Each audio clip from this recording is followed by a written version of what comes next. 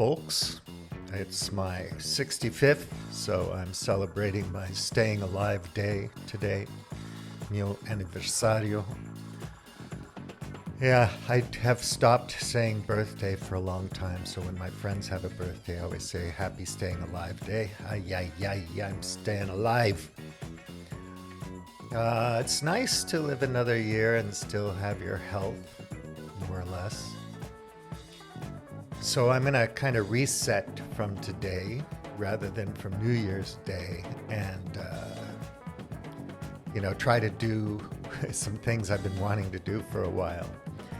Shift my focus a little bit.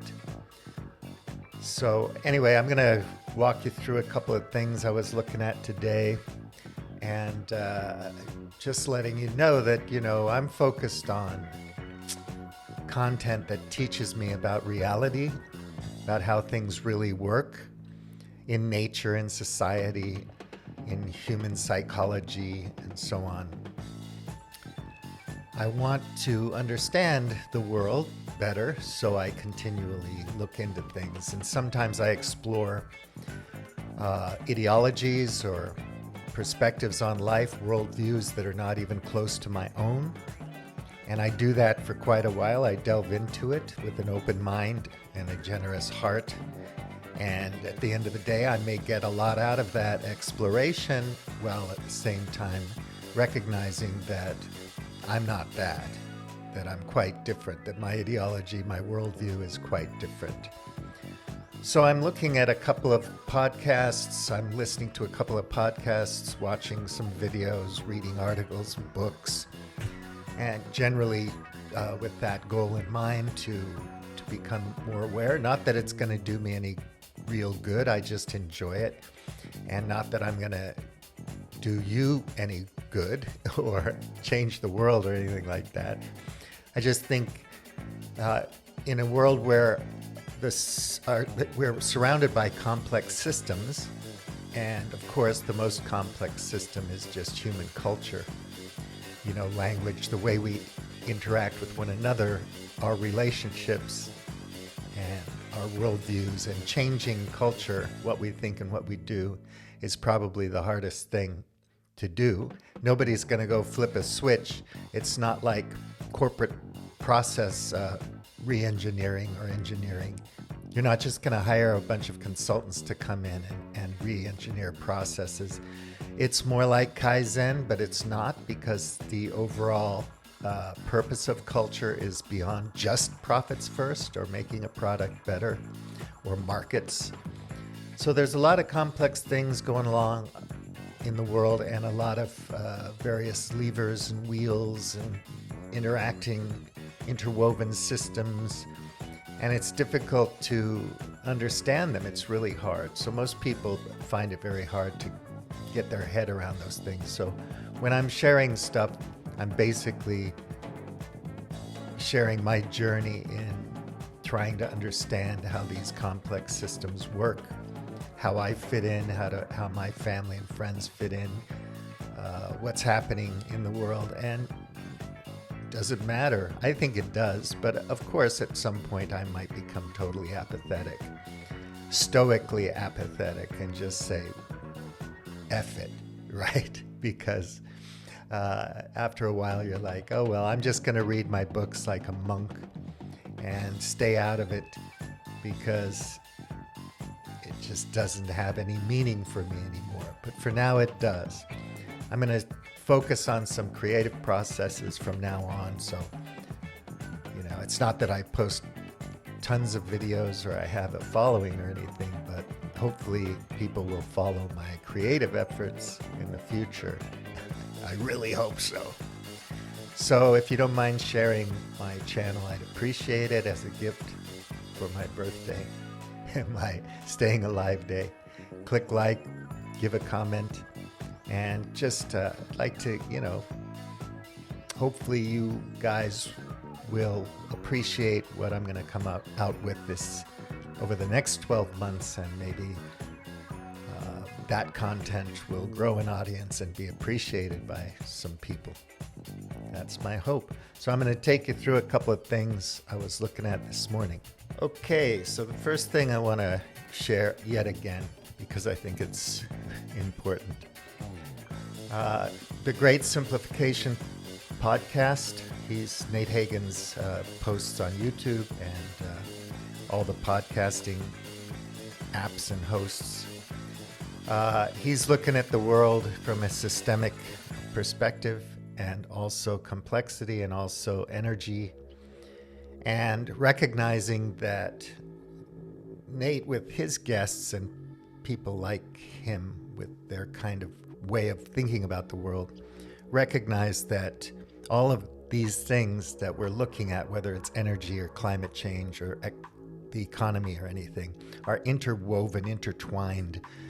They're overlapping systems that affect one another. So you can't really solve any one thing without looking at the whole picture in general, especially when it comes to complex ecosystems, biology, culture, and all of that. So The Great Simplification is a really great podcast. I'd like to recommend that again. I think this man, Nate, is a good person. He's earnest. He's not in it because he's an egomaniac or he wants attention. He genuinely cares about his focus and what he's talking about, and his guests are fantastic. This guy, he's from France, Jean-Marc. I just listened to him recently. This is a really pivotal conversation when he gets together, unlearning economics, when he gets together with these reality roundtables. I love that. So the next podcast that's a must for me, all the rest of them are just things I pop in and out of. Like if I'm interested in a writer or philosopher or whatever, I'll listen to various other things once in a while. But these are shows that I never miss. And this is the Jim Rutt Show. I've mentioned it a lot. And again, it's the quality of his guests and the way he interacts with them that's always interesting and helps me learn something new and provides me with new resources, new books to read, new people to look into, and so on. And he has a variety. He's looking at a lot of different things. Always has transcripts to all the shows, which is very useful. He doesn't have a paywall. I think he's great, and you'll learn a lot if you listen to this guy. So this is my resource, globehackers.com, and Cosplon is where I'm going to be distributing my creative work that's going to come out. So I started a new company for this and make a film and do some writing projects and so on. But this is my book resource. So this is a perfect St. John's reading list, a great books curriculum. This one's great if you want to, just get the great books that you may or may not have read in high school and university.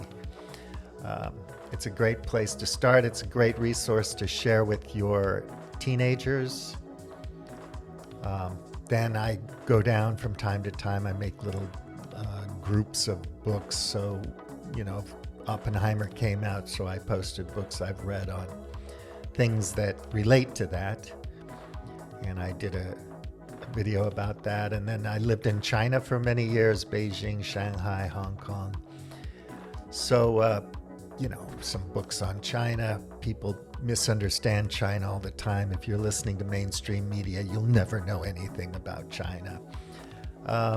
It's important to have a historical context, and it's also important to understand where you're getting your information about history. All histories are biased, and there are ways that we can get scientific information and data about countries and so on. But anyway, reading a lot of good books helps, and not only from one ideological lens, but from several is helpful. This one's on Russia because obviously the Ukraine war.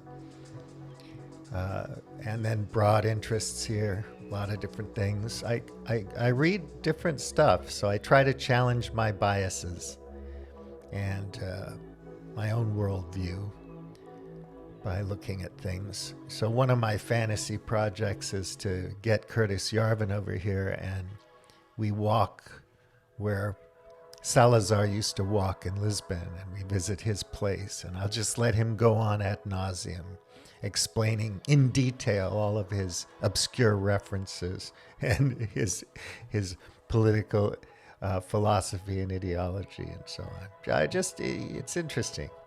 So, so scrolling down here, then I have more stuff here.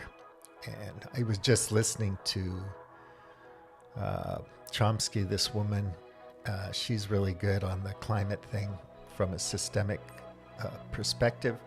I'm interested in global capital, psychology, antiquity, money, all that kind of stuff. So I think it's a good resource. If you have any books that you think I should read or somebody might be interested in, please put them in the comments to my videos. And this is another page. This is links. So I've collected a bunch of links. Some of them are old and I might take down, but anyway. Health and environment and what we can do, groups we can get involved in, and so on. And of course, there's conservative and liberal and mainstream, whatever you want to label all this stuff. It's there. So descriptions of the links, and then you can go there. So I have a RSS feed based on these links, and I get a lot of information and post on my other resource, which is my Facebook Globe Hackers page. And so I just post a lot of things that I think are important to know or interesting. So I'm curating the news. Oh no, not another aggregator. Oh my God, help me, save me. But anyhow, what can I do?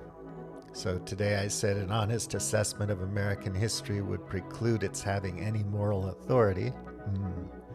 That's a heavy thing to say, but there you go.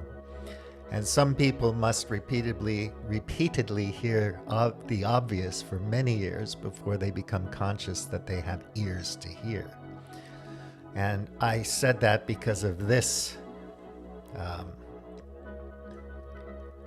article, which I'm going to show you in a second, about the Ukraine war. Why are we in Ukraine? And it's interesting because the authors, as Matt Taibbi pointed out, have a lot of connection to the security state, to the Rand Corporation, and American power institutions and national security. They're not goofballs. They're not, neocons or neoliberal, ideologues. They're looking at this from a very historical point of view, trying to understand how this conflict happened. And I think it's really a good article, so I posted the whole thing in case some people couldn't see it. I completely copied and pasted the whole article because I think it's important for people to read to have a better understanding of where we're at in the war. So Cospolan Stories, this is where I'm going to put the film, links to the film and the book I'm writing. So I'm going to serialize it for now and see what happens later. I hope people are interested in it. It's kind of science fiction, little bit of, not really fantasy, science fiction-y, but just looking at characters from 40, 50, 70 years ago, and then going into the future thousands of years and seeing what happens on the planet, so I can imagine, extrapolate what's going on. So this article, Why Are We in Ukraine, is super good. I'll just read you a couple quotes here. So, initiated by the Clinton administration while Boris Yeltsin was serving as the first democratically elected leader in Russian history, NATO expansion has been pursued by every subsequent U.S. administration, regardless of the tenor of Russian leadership at any given moment. Justifying this radical expansion of NATO, the former Senator Richard Lugar once a leading Republican foreign policy spokesman, explained in 1944 that there can be no lasting security at the center without security at the periphery. So why would you think, if you were the only bully in the world, and America is the only nation that can be the kind of bully that it is, you would think that your bullying, that your projection of power, your interventions would not make other countries and other peoples feel insecure or threatened, and that there wouldn't be consequences for that. It's so bizarre. So you get bullied at school. One day you plan your revenge, you get a few friends, and you push back and do something nasty to that guy. You know what I mean? I mean, tit for tat. You can look at Palestine, Israel, you know. Who's to blame? The chicken is the egg. When did it all start? You know, thousands of years ago, or was it after World War II, or before? Or, you know, Zionism, whatever. So anyway, thus did the United States recklessly embark on a policy that would restore the atmosphere of the Cold War to East-West relations? As the venerable American foreign policy expert, diplomat, and historian George F. Kennan had warned. Writing in 1997, Kennan predicted that this move would be the most fateful error of American policy in the entire post-Cold War era. So there you have that.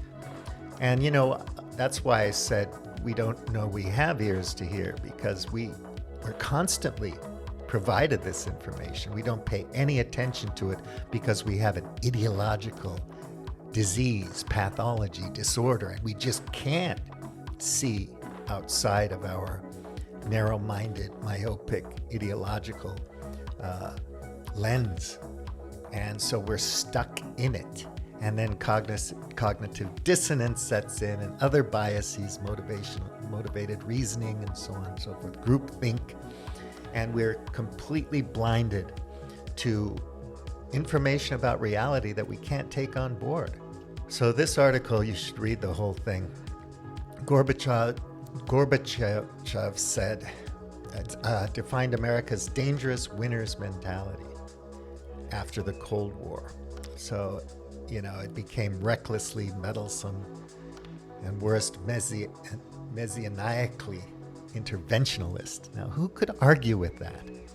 And of course, if you're infected with this ideological profits first exceptionalism disease, then you'll say, well, you know, our leaders are doing everything for the right reasons. And then at the same time, you say the CIA is corrupt and the FBI is corrupt and we hate the government and we don't like these people and those people, and there's all this partisan politics, even though neocons and neoliberals are the same.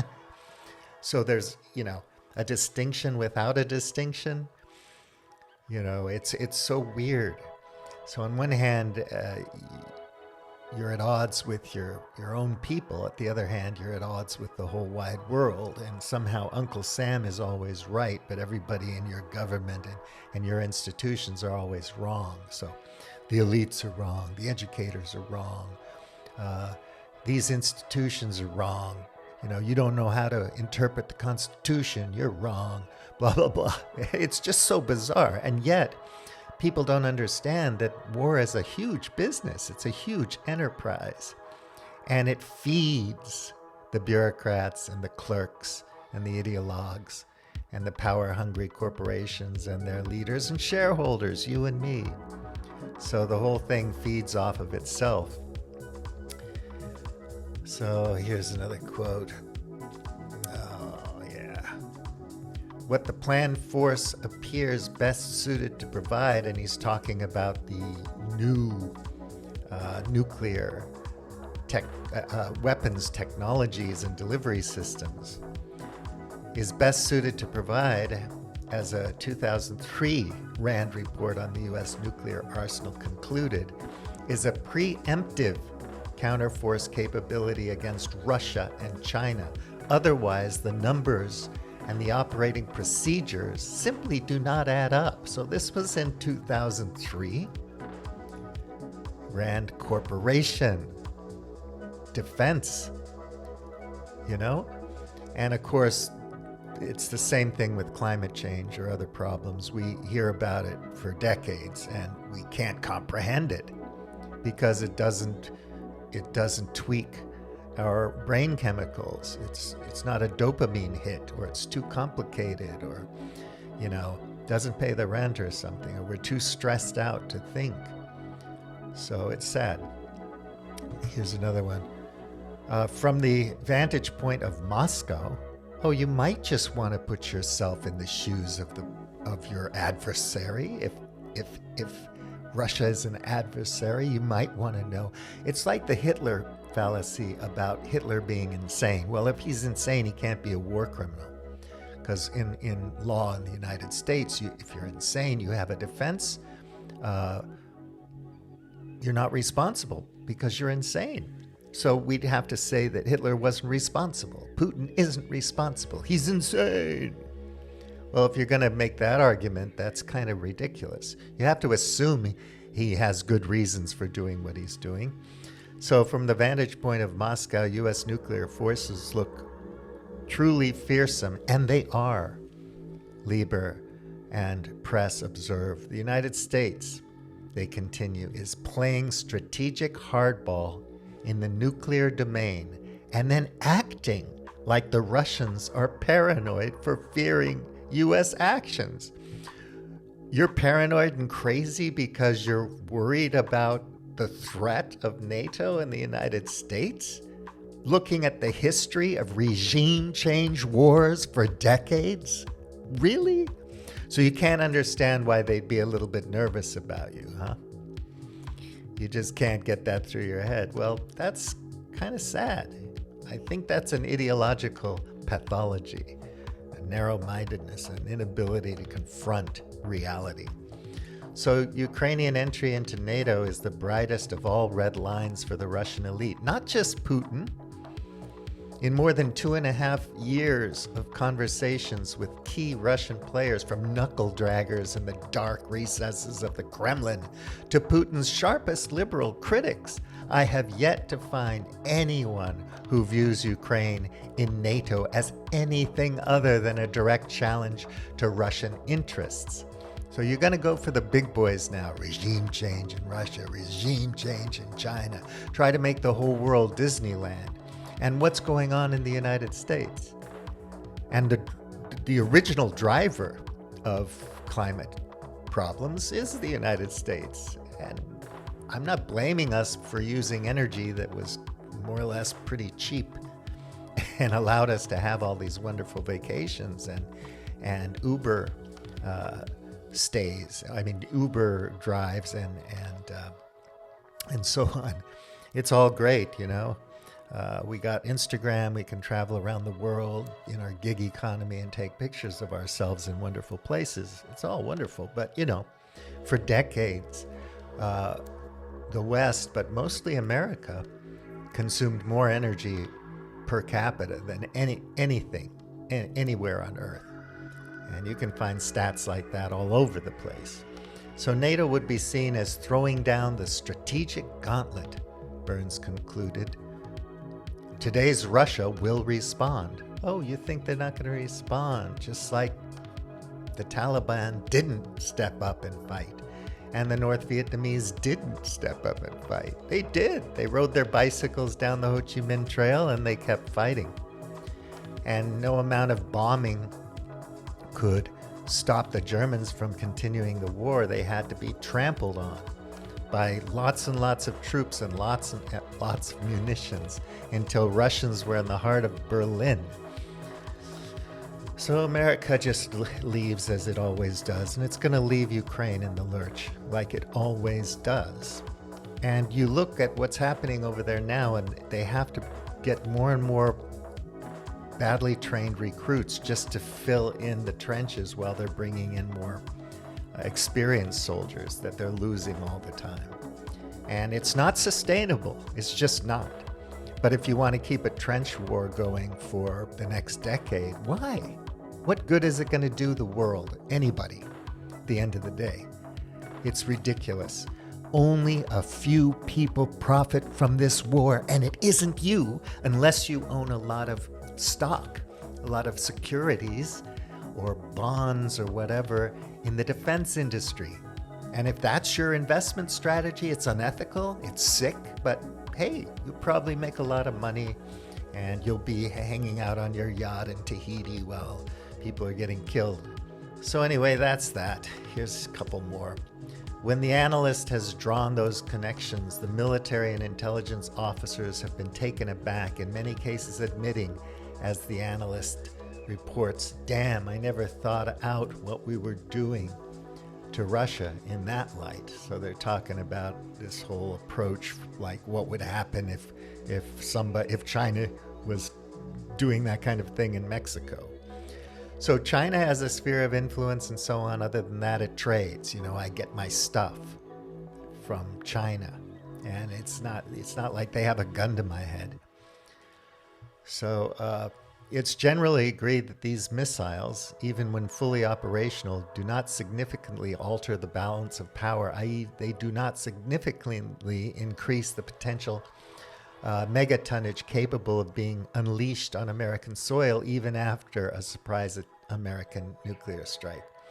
So this was about, Cuba and what happened there. And how big was the threat in Cuba? Very small compared to what you see if you can put yourself in the shoes of Russian people and see NATO as a threat. It's a much bigger threat than Cuba was or would have been, according to these analysts. So the draconian sanctions that the United States imposed on Russia were designed to crash its economy. As the New York Times reported, these sanctions have ignited questions in Washington and in European capitals over whether cascading events in Russia could lead to regime change or rulership collapse, which President Biden and European leaders are careful to avoid mentioning. It's a joke. Do you have ears to hear? How many times do you have to see and hear people talking about regime change, before you get it through your head? And who does this profit?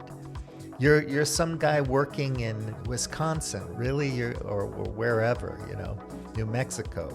What good is it doing you? You're the expat in Dominican Republic or some other nice place, Mexico or Thailand. You've got a couple young kids. Are you excited to get them into the army so that they can do their bit as cannon fodder for people? Or are you just going to invest in MIC, in the military-industrial complex? And hopefully your kids can afford college, because nobody's going to ever forgive their debt if they go to school in America. In debt we trust. They should change the dollar bill. It should say, in debt we trust. Anyway, a policy of responding to the clearly visible aspirations in Eastern Europe for a more autonomous existence within the context of a strong Soviet geographical influence, and they're just referring back historically. They're not saying the Soviet Union exists. Such an approach would reduce tensions by recognizing Russia's strategic interest in its sphere of influence, thereby inducing Moscow to exercise its claim of oversight in that sphere with as light a touch as possible. Oh no, can't happen, because don't you know, Stalin, okay, Marx. Well, what about Nazi, Hitler? Was Germany able to reform, join the world as a productive, decent, peaceful member of the global community, and so on and so forth? Is it better to keep bullying somebody and expect them to play nice? Or are you going to use old school diplomacy? That doesn't even exist anymore. Nobody does that. Just like when certain people think of a certain type of leader that you can point to the past and say, look at that leader, he was great, Napoleon III or Roosevelt or Queen Elizabeth I or whatever. We don't make people like that anymore. Our world does not produce men and women like that. Plus, the context is totally changed. Everything's different now. It's like Klein's book, this changes everything. It is changed. We're at the end of the peak. The peak oil thing is there. We're at the sixth extinction. Abrupt, accelerating climate change and all those feedback loops and cascading effects are happening now, not tomorrow, not a decade from now, not at the end of the century, but right now. And we're going to be dealing with them forever until you're dead. However old you are, even if you're a 3-year-old listening to this, it's going to affect everything in your life forever. So we might as well recognize the reality of that and start to do something about it, or at least prepare ourselves. If you got a cancer diagnosis tomorrow, you might say, I knew that was probably going to happen. I mean, it happens to a lot of people. Look at the statistics. It's my turn now. So what are the odds of me surviving this? And how should I approach it? Maybe mentally you can prepare yourself. And it won't be as horrific and devastating for you and your family. But we can fix things if we want to. So, last quote, it will eschew the theory of a global and universal duty which not only commits it to unending wars of intervention, but intoxicates its thinking with the illusion that it is a crusader for righteousness. And I always say this when I post stuff, who cares? But yeah, we're not that righteous, Americans. I'm an American. We're not that righteous. We're selfish individual. We're more Ayn Randian than anything. Libertarians, I'm going to just do what I want to do, man. It says so in the Constitution. John Locke said, Protestant ethic, Calvinism, whatever. You can come up with rationalizations for whatever it is you believe and want to do. It's not that hard. And you will, inevitably, to justify yourself and your actions and your beliefs. But we should, hopefully, be a little bit more open-minded and try to, challenge ourselves by learning how the world works and facing reality and being willing to change, to update our priors, to have new perspectives, to see the world through different lenses. It's fun for me, and I just wish my friends would take that on board. Now, the only people that frustrate me in my life are my good friends who I know are really smart people, really good people, and people that I love who just can't seem to get it. They won't grow up. And so I call them pom-pom boys. So they're cheerleaders for the status quo, and they're not going to learn anything new because they think they've got it all figured out. And you won't ever have it all figured out. If you live as long as Noam Chomsky, even though Noam probably thinks he has it figured out, he doesn't. No, none of us will ever have it figured out. Mindful, engaged, committed, robust. Let's try that. So, happy Staying Alive Day for me. And for all of you out there listening, I'm glad you're alive too. Take good care. Please comment, click like, share. William T. Out.